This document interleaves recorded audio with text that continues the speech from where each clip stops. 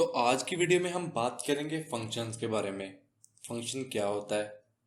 तो फंक्शन एक block of code होता है। आप जब उसको चाहो तब कॉल करोगे, तब ही वो एग्जीक्यूट होगा, वरना वो एग्जीक्यूट नहीं होगा। फंक्शंस की डाटा मुख्तलिफ हो सकती हैं। तो हम स्टार्ट करते हैं वाइड फंक्शन के थ्रू। वाइड फंक्शन कैसे लिखते हैं? तो लाइक मैं लेता हूँ, इंट मेन से पहले लूंगा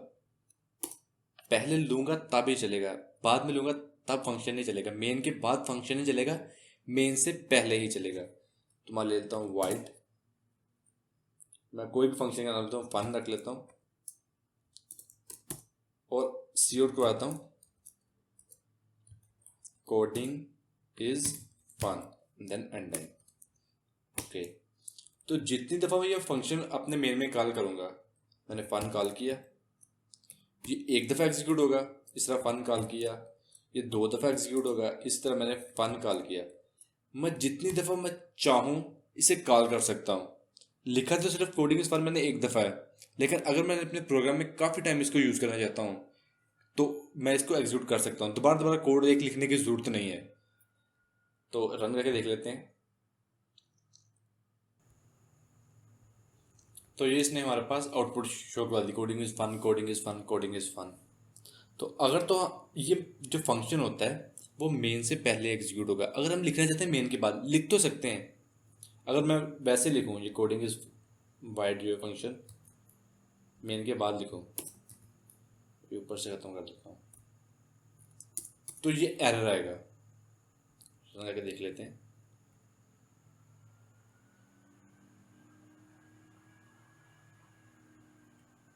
तो ये बिल्ड इन एरर देगा।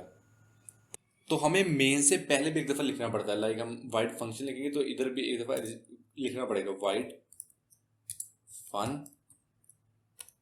ये मेन से पहले ही फंक्शन एग्जीक्यूट होंगे। अब वाइड फन लिखा हुआ है तो वो नीचे चेक कर लेगा।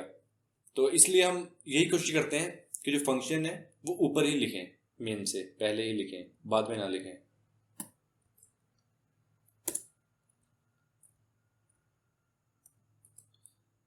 तो वाइड का फंक्शन है, वाइड की कोई रिटर्न टाइप नहीं होती, तो इसलिए हमारा कोई भी रिटर्न नहीं लिखा।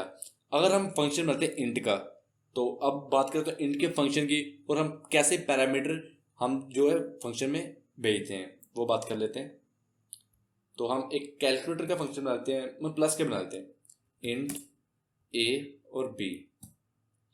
ओके, तो हम एक फंक्शन बनाते हैं इंट, जो कि एडिंग एडिंग का बना लेते हैं। तो इसमें दो पैरामीटर भेज देंगे, इंट एक्स, इंट कोई भी नाम रख सकते हैं। ये नहीं होना चाहिए कि जो हम पैरामीटर्स भेज रहे हैं, लाइक मैंने इधर से ए भी भेजना है,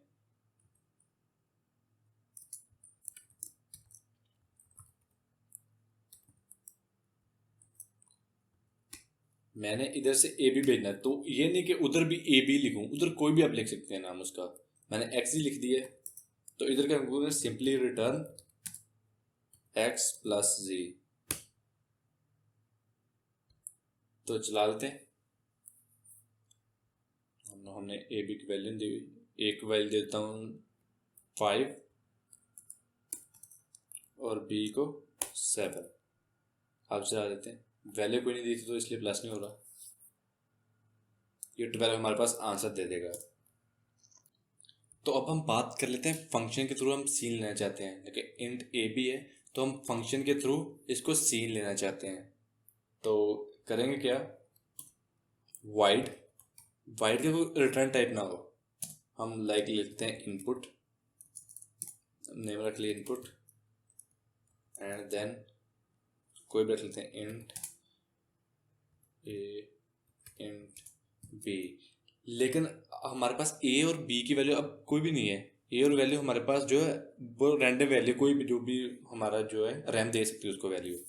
तो उसके लिए एंड ऑपरेटर यूज़ करना पड़ेगा, एंड, और इधर भी एंड ऑपरेटर। देन इधर लिखेंगे सी इन, लिख लेते हैं cout first value,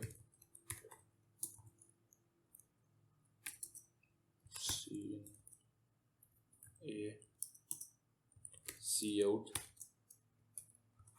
second value and then cin B.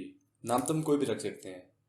तो हम इधर जो मेन फंक्शन उसमें कॉल कर लेते हैं इस फंक्शन को इनपुट, और दोनों जो है हमारे इंटीजर इसको इसमें देते हैं ए और बी। तो एडिंग में लिख लेते हैं इधर ताकि क्लियर हो, हमें हो ज़्यादा।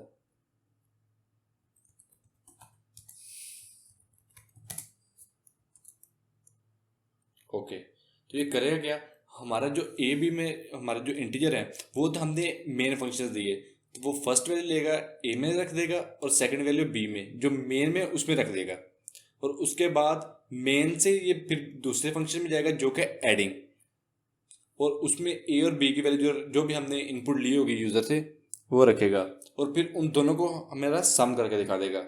तो रन करके देख लेते हैं। फर्स्ट वैल्यू हम लाइक 5 देते हैं और सेकंड वैल्यू हम 7 दे देते हैं।